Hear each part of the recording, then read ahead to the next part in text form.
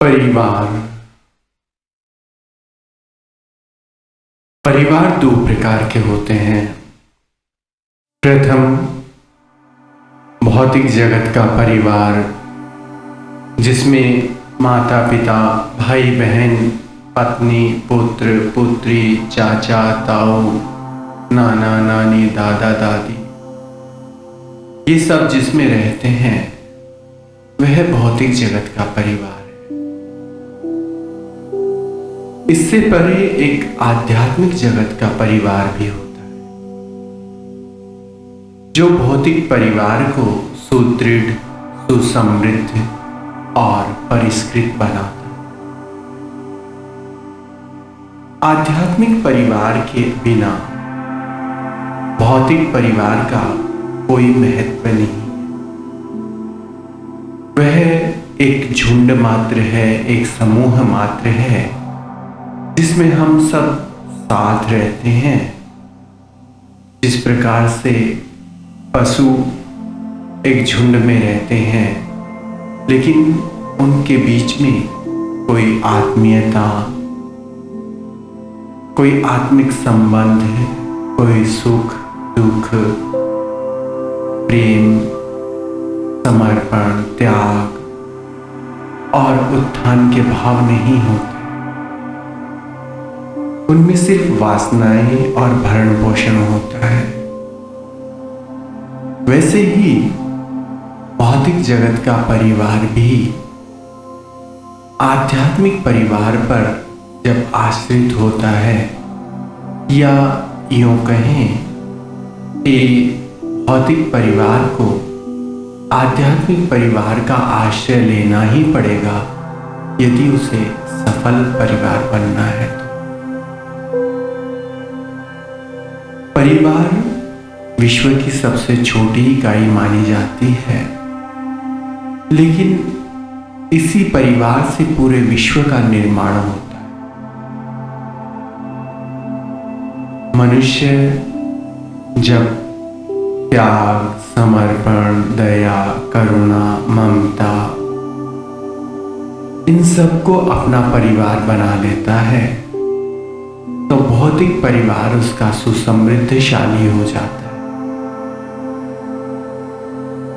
जब तक हम संस्कारों को, संस्कृति को और अध्यात्म को अपने परिवार का अभिन्न अंग नहीं बना लेते, तब तक भौतिक परिवार केवल एक झुंड मात्र है।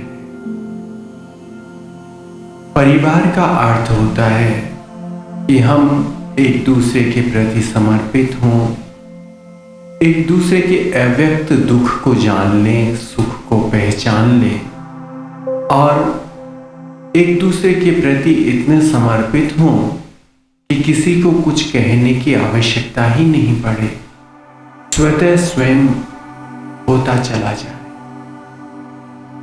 ऐसा नहीं कि हम केवल अपने मोबाइल में बिजी रहें, हमें किसी से कोई सरोकार ही नहीं हो।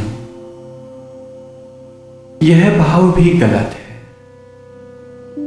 हमें भौतिकता से ऊपर उठ करके एक दूसरे की आत्मा के प्रति समर्पित होना चाहिए, और वह कोई कार्य नहीं करना चाहिए जिससे किसी की आत्मा को, किसी के मन को पीड़ा पहुंचे। शारीरिक पीड़ाएं तो दिखाई दे सकती है, लेकिन आत्मिक पीड़ाओं का दर्शन बहुत कम होता है या ना के बराबर होता है। जब हम सिद्ध हो जाते हैं, जब हम अध्यात्म में पहुंच जाते हैं, तब हम आत्मिक पीड़ाओं का अनुभव करने लगते हैं। इसलिए भौतिक परिवार कोई महत्व नहीं रखता। अपने परिवार को आध्यात्मिक परिवार बनाइए, एक दूसरे से जुड़िए, एक दूसरे के प्रति समर्पित हो जाइए। एक दूसरे के प्रति जब तक आपका त्याग का भाव नहीं होगा, तब तक वह परिवार नहीं। राम की तरह बिना किसी प्रश्न के सर्वस्व अपनी माता, अपने भाई और अपने पिता के लिए समर्पित कर देना, का त्याग कर देना। भरत की तरह अपने भाई के विरह में कुछ भी स्वीकार न करना, लक्ष्मण की तरह अपने भाई की सेवा में सदैव तत्पर रहना ही भौतिक परिवार को ऊपर उठाकर आध्यात्मिक परिवार से जोड़ता है। सीता की तरह निस्वार्थ पति सेवा जब परिवार में पत्नी करती है, तब वह परिवार आध्यात्मिक परिवार की ओर अग्रसर होता है। एक दूसरे को ताना मारना, छीटाकसी करना या अपशब्द कहना, यह परिवार नहीं, यह शत्रुओं का समूह है। जब आप अपने ही परिवार के लोगों को अपमानित करते हैं, उनको लोगों के सामने नीचा दिखाने का प्रयास करते हैं और स्वयं को श्रेष्ठ बताने का प्रयास करते हैं, तो इसका अर्थ होता है कि आप स्वयं उस परिवार को अपना परिवार नहीं मानते, उस व्यक्ति को अपना व्यक्ति नहीं मानते। आप शत्रुवत व्यवहार कर रहे हैं, तो आप शत्रु की श्रेणी में ही खड़े हो। इसलिए परिवार को अध्यात्म से जोड़िए, एक दूसरे की आत्मा के निकट जाइए, एक दूसरे की आत्मा को जानने का प्रयास कीजिए। और जब तक आप एक दूसरे की आत्मा को नहीं जान लेते, आप स्वयं को नहीं जान लेते, तब तक आप पशुवत एक झुंड में रह रहे। जिस प्रकार से एक पशु दूसरे पशु का हित नहीं कर सकता, उसके प्रति वह समर्पित नहीं हो सकता, उसी प्रकार यदि आपका जीवन है तो आप एक पशुवत जीवन जी रहे हैं। आप संसार को कुछ दे नहीं रहे, क्योंकि आप अपने परिवार के प्रति समर्पित नहीं हुए, तो आप ईश्वर के प्रति कहां से समर्पित? सर्वप्रथम अपने परिवार को अपनी अंतरात्मा से जोड़िए। अपना मन अपने परिवार में स्थापित कीजिए। अपने परिवार के दुर्गुणों को दूर कीजिए, न कि उनकी व्याख्या कर लोगों को नीचा दिखाएं।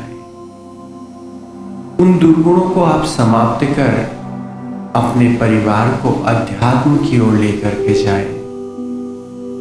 अपने परिवार की बुराइयों को देखने की बजाय आप परिवार के श्रेष्ठ कर्मों को देखिए कि परिवार के किस व्यक्ति ने कितने अच्छे कर्म किए।